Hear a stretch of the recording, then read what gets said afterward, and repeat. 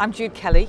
I'm the creative director for the festival, and my role has been to just look at how you demonstrate the fact that not only is business necessary, important, but also we should be celebrating it. Celebrating it for two reasons. One, it's what humanity has always done: trade things, barter things, make things happen and then sell them to each other. And two, and most importantly, businesses can and should be a force for good in society.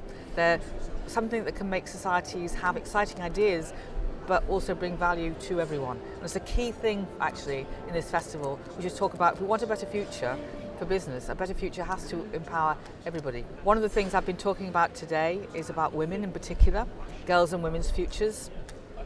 So half of the world is made up of that gender, and yet they traditionally have not really been able to take part in the workforce to their full potential. You have lots and lots of women's startups, but they don't scale and they find it difficult to access finance. You have lots of women who are hugely qualified, and then because they have the over responsibility of nurturing both childcare and aged care, they end up doing part-time jobs and often coming back into work beneath their pay scale level, beneath their proper qualification level. So there's lots and lots of things that have to be solved in the area of women and work.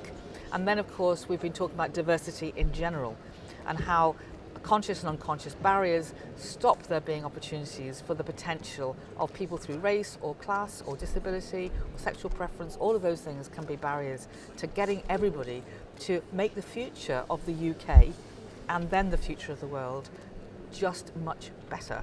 So we're trying to get away from the idea that business equals corporate. Nothing wrong necessarily with corporate, but in the end, this is about business as humans and how humans make the best of each other and themselves. So that's what the story is. I was born and brought up in Liverpool. I left when I was 18 to go to university.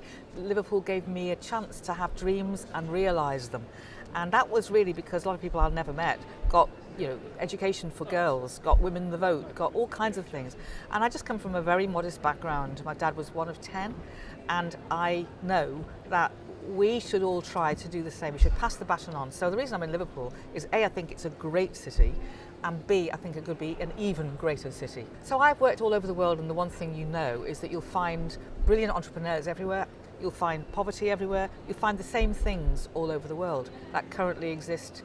And I think people have got to move beyond the idea that they should only travel or do business in a part of the world that they know about. Because actually, if they go to other places, they'll find they do know a lot about them, actually. And the things they don't know will fire their imagination. So obviously Liverpool's a port city, and it's accustomed and confident about trading with the entire world. And that's why this is a great place for this festival, because Liverpool doesn't have any worry about bringing the whole world to it and having those conversations. So it's a good way of getting other people from around the UK to feel confident about internationalism as well.